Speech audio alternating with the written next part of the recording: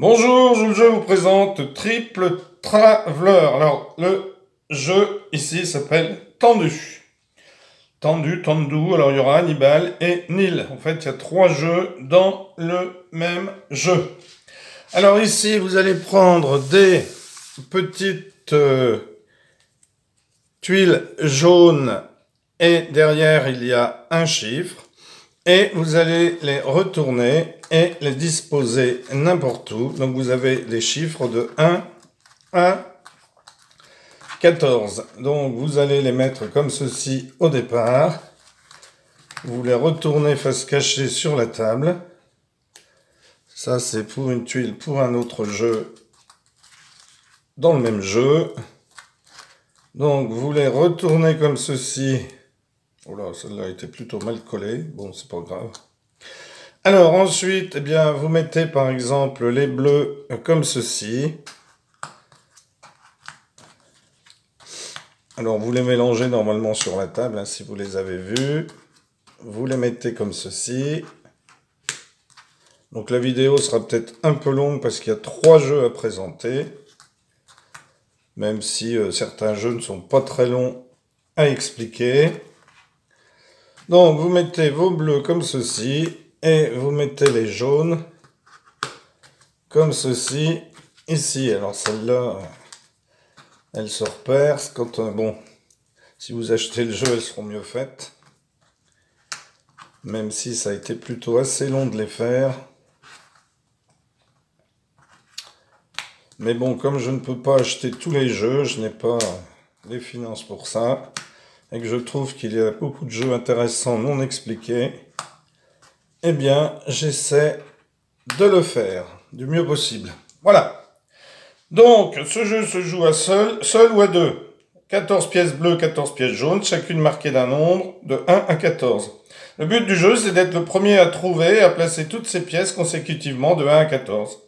Donc, un test mémorable pour la concentration et la mémoire. À tour de rôle, chaque joueur retourne une de ses pièces. Si la pièce ne correspond au chiffre, il la remet face contre table. Le jeu continue jusqu'à ce que le chiffre 1 soit trouvé. Alors, jaune commence. Bien entendu, hein, j'ai triché parce que je sais que c'est le 1. Parce que vous voyez, il est tout bancalou. Donc, lorsqu'un joueur découvre le chiffre 1, il le place face visible sur le 1 dans la marge de son tableau. Et la partie se poursuit jusqu'à ce que tous les nombres de 1 à 14 aient été trouvés consécutivement. Hein, là maintenant, il faut qu'il trouve le 2. Alors, bleu joue et retourne, c'est le 4. Donc, il faut qu'il se souvienne qu'ici, il y a le 4. Bien entendu, c'est le joueur qui a le plus de mémoire qui risque de gagner. Alors, à un joueur, vous faites... La partie se déroule de la même manière que pour des joueurs, mais l'on se sert d'une seule couleur et de la moitié du plateau de jeu. C'est-à-dire que si vous êtes tout seul, vous prenez que cette partie-là. Donc là, vous allez jouer tout le temps, hein, à chaque tour, c'est vous qui jouez. Hein. Que là, c'est chacun son tour. Alors, il n'est pas dit dans la règle, peut-être que vous pouvez le faire. Si un joueur trouve un chiffre consécutif, par exemple, lui a trouvé le 1, donc il pourrait rejouer derrière. Alors ici, c'est le 7. Hop, donc là, ce serait au joueur bleu. Alors, on peut dire que quand on trouve la suite, on rejoue. Bon. Ce qu'il y a, c'est que je pense qu'après, quand on en a vu pas mal, c'est un peu trop facile. Donc, c'est pour ça que c'est pas énoncé dans la règle. Voilà. Donc, ça, c'est le premier jeu que vous pouvez faire avec Triple Traveler. Alors, deuxième jeu, c'est Hannibal. Ici, il faut 45 pièces de couleurs différentes. Donc, c'est-à-dire, vous prenez 5 couleurs et vous en faites 9 de chaque couleur. Et vous prenez deux couronnes. Donc vous avez 9 tuiles de 5 couleurs différentes. Comme ceci. Et vous prenez 2 rois. Alors vous allez mettre le roi noir ici. Et alors sur les chiffres, on s'en moque, ils ne servent plus à rien ici. Et le roi blanc ici. Donc ce jeu pour 2 joueurs nécessite 45 pièces de 5 couleurs différentes et 2 pièces en forme de couronne. Le but du jeu, c'est s'emparer de la couronne de son adversaire en l'encerclant avec des pièces de couleur. Donc chaque joueur va choisir une couronne et la placer sur la 4e case à partir de la droite sur la rangée du bas. Alors j'ai rajouté Planet 70s des années 70 sur la chaîne YouTube de VFR Foxtrot. Je vous encourage à aller visiter sa chaîne YouTube, à vous abonner pour avoir des shorts. Un fan de Louis de Funès, du vol, du simulateur de vol, et avec des vidéos de musique. Il y a les années 60, les années 70, et on attend avec impatience les années 80. Bonjour VFR Foxtrot. Donc je reprends l'explication ici. Alors à son tour de rôle, chaque joueur effectue 2 mouvements. Le joueur déplace sa couronne d'une case dans n'importe quelle direction, horizontalement, verticalement ou alors en diagonale. Dans la mesure où il existe une case vide, bien entendu, on n'a pas le droit de sauter par-dessus une pièce. Ensuite, donc par exemple, le joueur viendra ici. Le joueur dispose une pièce de n'importe quelle couleur. Donc par exemple, il pourrait très bien prendre celle-ci. N'importe où sur le plateau, de manière à faire obstruction à la couronne de son adversaire. Donc par exemple, il se mettrait ici pour l'empêcher de se sauver devant. Il aurait très bien pu mettre ici ou n'importe où sur le plateau. Le joueur dispose d'une pièce. Il dispose d'une pièce que je viens de faire. Lorsqu'un joueur réussit à encercler complètement la couronne adverse, celle-ci est prisonnière et le joueur gagne. Alors le joueur ici, par exemple, jouerait comme ceci et viendrait placer, par exemple, une pièce verte. Ici, le joueur bougerait ici et viendrait mettre, par exemple, une pièce rose ici, etc., etc. Et lorsque vous réussissez à coincer, par exemple, comme ceci, le roi, c'est-à-dire qu'il n'a plus aucune possibilité de s'enfuir, eh bien, il a perdu. Enfin, le roi, oui, la couronne. Il a perdu.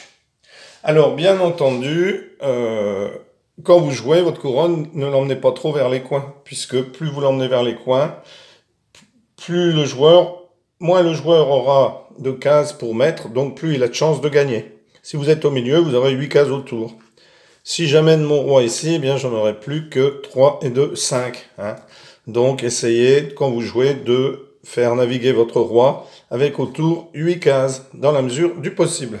Voilà, alors, il y a des variantes. La partie se déroule de la même façon, mais en prêtant attention à la couleur des pièces qui ont été disposées. Ensuite, il y a 2 autres variantes, donc vous y regarderez si le jeu vous intéresse. Alors, ensuite, eh bien, vous enlevez tout ceci ici. On ne l'utilise plus. Et on va prendre des pièces comme ceci. Alors, normalement, dans le véritable jeu, ce sont des pyramides. Des petites pyramides de 2 couleurs. Et vous jouez sur le même plateau. Ça s'appelle le Nil. La stratégie des pharaons. C'est pour ça que ça se joue avec des pyramides. Donc le jeu se joue avec 12 pyramides d'une couleur et 12 d'une autre. Alors moi je n'ai pas de pyramide, j'ai pris des petits carrés. Donc le but du jeu c'est être le premier à former une rangée de 4 pyramides de même couleur dans n'importe quelle direction, à l'horizontale, à la verticale ou en diagonale. En fait il faut aligner 4 de ces pions sur le plateau. Le premier joueur place une pyramide, alors j'appelle ça les pyramides, parce que dans le vrai jeu, ce sont des pyramides sur le plateau. Alors ça peut être aussi sur les chiffres, puisqu'on prend tout le plateau. Et le deuxième joueur doit mettre une pyramide à côté de l'autre. La deuxième pyramide et toutes celles qui seront placées par la suite devront être disposées l'une à côté de l'autre afin de construire une rangée de 4 pyramides dans n'importe quelle direction. Horizontalement, verticalement. Donc je peux soit faire 4 comme ceci, soit 4 comme ceci, soit 4 comme ceci. Chaque pyramide doit être disposée de manière à ce qu'au moins un de ses côtés soit adjacent à une autre pyramide. Ce qui veut dire que je ne peux pas la mettre ici tout de suite, puisqu'elle n'est pas adjacente. Alors je pourrais la mettre ici, ici, ici ou ici. Alors bien sûr, ce serait rouge qui jouerait, hein, donc on est obligé de la mettre. Lui pourrait la mettre ici. Donc rouge, bien sûr, viendrait la mettre ici. Bleu pourrait... Alors on ne peut pas la mettre en diagonale. Bleu pourrait très bien se mettre ici. Rouge ne peut pas se mettre ici. S'il se met ici, ça risque de donner au bleu ici. Il va se mettre ici par exemple, etc. etc. Donc chaque joueur essaie d'empêcher son adversaire de former une rangée. Lorsque toutes les pyramides ont été placées, les 12 bleus, les 12 rouges ont été placés sur le plateau et que personne n'a réussi à faire une ligne de 4, eh bien la partie se poursuit en déplaçant ailleurs sur le plateau celles qui ont deux côtés adjacents libres. Alors je vais vous montrer par exemple ici une petite simulation juste de partie pour bien vous montrer ce qu'il est possible de faire, même si vous l'avez sans doute compris, avec les deux côtés adjacents. Donc imaginons que rouge soit ici, bleu peut jouer là, bleu peut jouer là, bleu peut jouer là, bleu peut jouer là. Alors, je mets les, pardon, je les mets là, elles sont là, hein, c'est pas peut jouer là, c'est qu'elles sont là. Et je vais vous montrer celles qu'on peut déplacer. Alors, toutes ces pyramides qui sont marquées ici en bleu, toutes les qui sont ici, eh bien, peuvent être déplacées. Quand toutes les pyramides ont été placées, la partie se poursuit en déplaçant ailleurs sur le plateau celles qui ont deux côtés adjacents libres. Celle-ci a deux côtés adjacents libres. Celle-ci a deux côtés adjacents libres. Celle-ci a deux côtés adjacents libres. Celle-ci a deux côtés adjacents libres, etc. Voilà. Alors la variante, c'est les joueurs doivent former une rangée de 5 pyramides pour gagner. Ça, c'est juste la variante. C'est juste une variante. Alors, c'est pas des bleus que j'aurais dû mettre des pions. J'aurais dû mettre des pions. Des pions plutôt que des petites... J'aurais dû mettre des pions au lieu de mettre des tuiles. Ou alors des tuiles qui ne sont pas sur le jeu. Je vais les remettre donc ici. Je vais remettre ici. Ici. Ici. Ici. Ici. Ici. Pas ici, ici. Voilà. Voilà. Donc là, vous pouvez déplacer.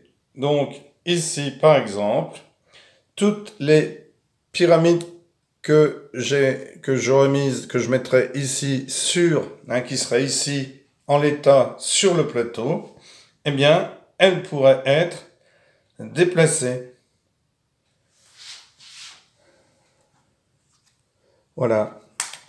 Eh bien, écoutez, n'hésitez pas à essayer ce jeu et me dire ce que vous en avez pensé. Enfin, ces jeux-là, les 3 jeux. Voilà. Merci pour avoir suivi cette vidéo. Et à bientôt pour une nouvelle vidéo. Au revoir.